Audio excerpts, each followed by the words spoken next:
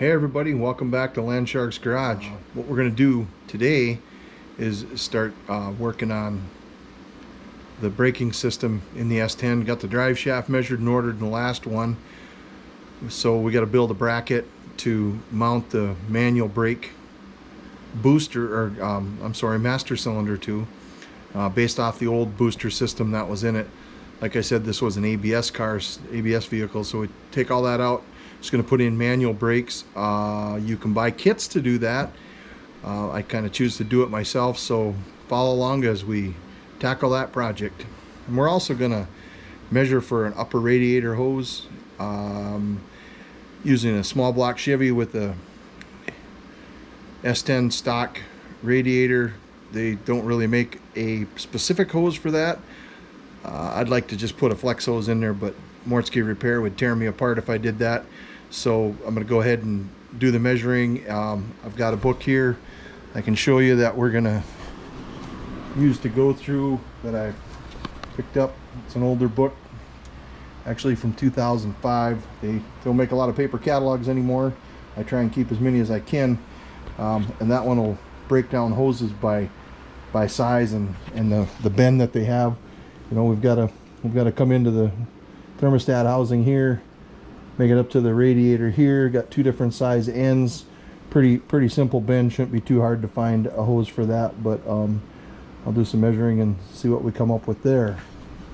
And then what we're going to do is build a bracket to mount the master cylinder to the old mounting plate. Actually, what I'll do is move the master cylinder up. I don't know if you can see inside there. Let me grab a light.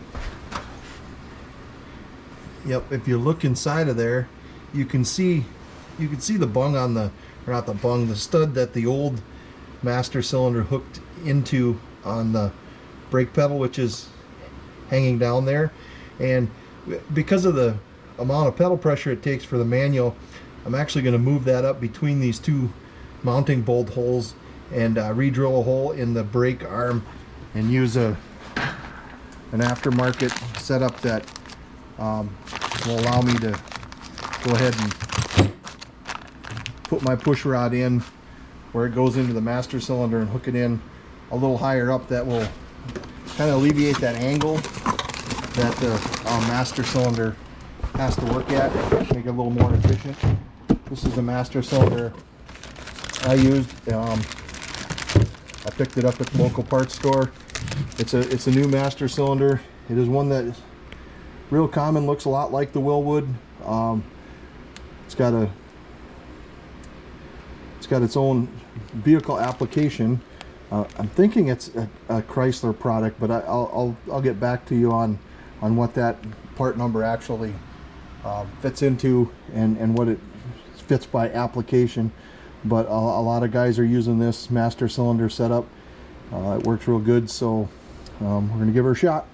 Yeah, the master cylinder that we're using is designed for Chryslers, like the Town & Country 90 to 95 minivans. I know it fits some LeBarons, the Dynasties, 88 to 93 Dynasties, 88 to 93 Daytonas, but it's a Chrysler setup that works real good for this particular way of doing things. Let's get measured for this hose first of all.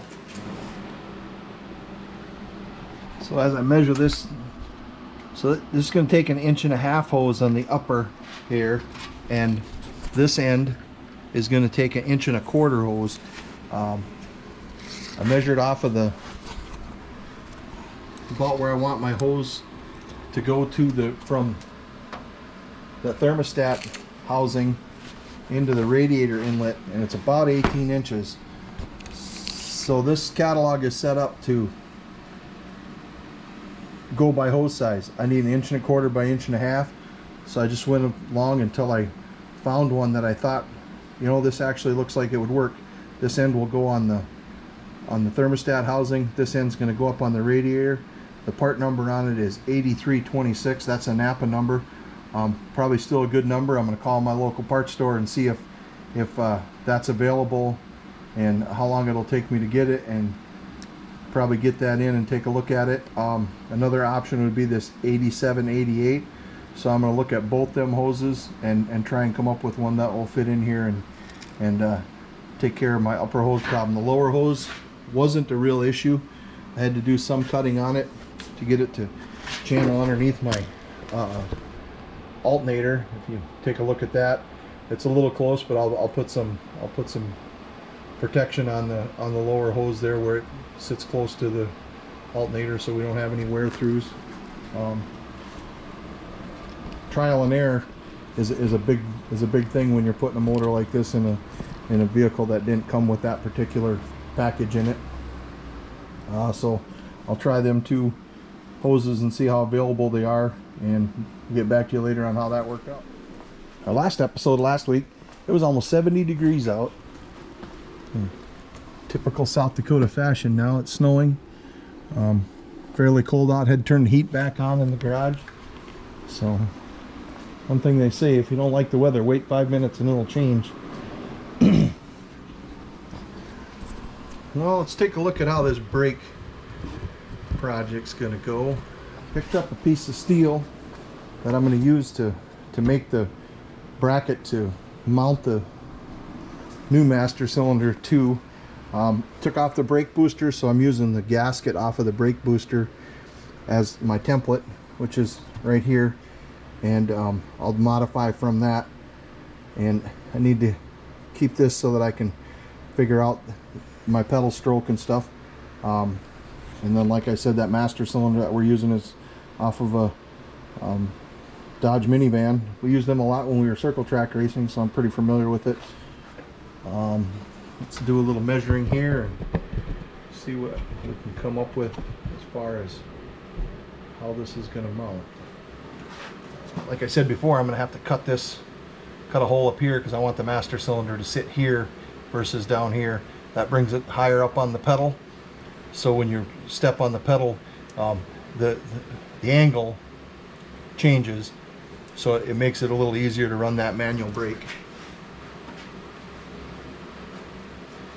Looking at the outline of this, the way this used to sit, sat on there about like that. So take this over. Be nice to say I'm gonna put this in my CNC plasma cutter and get everything whipped out for me, but I'm gonna do it the old-fashioned way with a angle grinder. I have to actually adjust this a little bit. I need to take into account the fact that I got to put that hole in there, so I'm probably going to go a little bit higher with this and round it some, so that we cover all that. But this will help me lay out the holes that I need.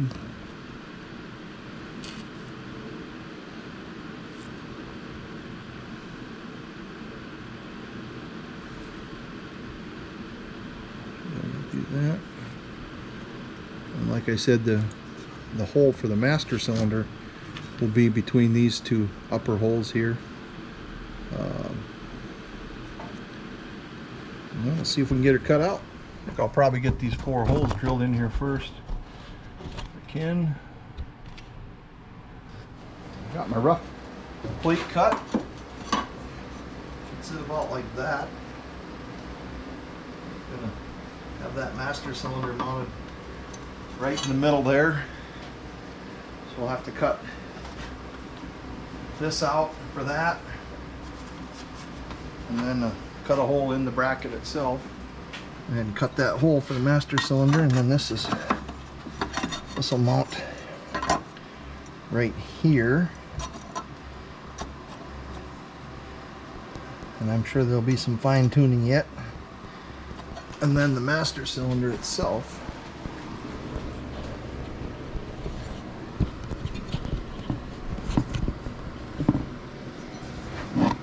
mounts through here and bolts through those same holes. And then we can start working on the inside. Alright, well, we've got that all cut out.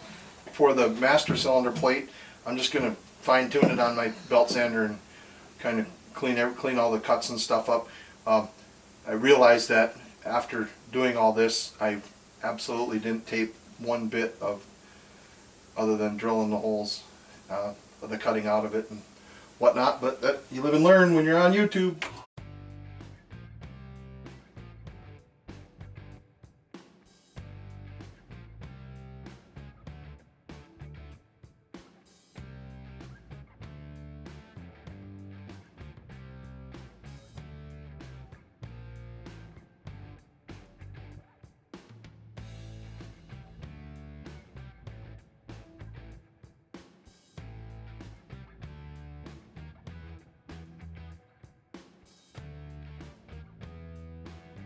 I went ahead and found a radiator hose that worked better than the first two numbers I came up with. This one is a lower hose, I believe, for a vehicle. I'm not real sure what application it fits, but I'm pretty sure it's a lower hose. Basically, all I had to do was cut off about 1/4 of an inch here to get it to slide over the water, the thermostat housing. Everything fits real nice. Way better than a flex hose, that's for sure. And that little rascal there, got it mounted. There's my plate that I have absolutely no footage of me making other than drilling the holes on my drill press to make the mount. Nothing's been done on the inside. Of course, we're going to have to hook brake lines to this, run our line lock through there so that we can hold on the line with the line lock. Pretty happy with the way that turned out. Hopefully the pedal angle that I picked using I decided I was going to go up about 3/4 of an inch above the peg that originally was there, because that's what I was reading about worked the best, and hopefully that'll work. We got some other videos coming up mounting the shifter, which we had to build a bracket to bring that shifter up a little bit so it's more comfortable. That we did get the footage of doing the cutting and grinding and welding to make that work the way we want to. That's part of the fun of this is engineering something in your head to bring it to life and know that it's gonna do what you want it to do, and doing it all yourself is a very rewarding thing. So once again, thanks for stopping by Land Shark's Garage. Please subscribe to our channel, hit the notification button, and if you've got any questions or comments, just go ahead and let me know. Put it down in the comments so that we can have something to talk about a little bit. There's a lot of good YouTubers that do exactly the same thing we do, there's Coastal Auto Reaction. Them guys are out of Canada. They're great. There's Double D Speedshop. That guy's turning out some awesome stuff in a garage about this size. Mortsky Repair. He's hilarious. Got a lot of followers. Him and Duff Dog. Puddin's Fab Shop. He's down in Oklahoma. He does a great work. Roy Marco's Garage. There's just, all you got to do is search YouTube for folks like us that are putting down what we're doing for ourselves. Some of them are doing them for customers, but everything is basically doing it yourself with what you have available to do it. And that's an important thing, and something that we need to think about passing on, and hopefully some of the younger generation will start watching this and saying, hey, that's kind of cool. I'd like to do that. We're looking forward to getting our other vehicles out. If it ever warms up in South Dakota, we're gonna do that, and we'll have some footage of our other vehicles. But for right now, like we always say, get out there and drive your shit. Don't put it in a trailer. Don't leave it in the garage. Get it out so people can see it, and you can drive it and take advantage of it and really enjoy what you did with it. So thanks for stopping by. Like and subscribe. We'll see you next time.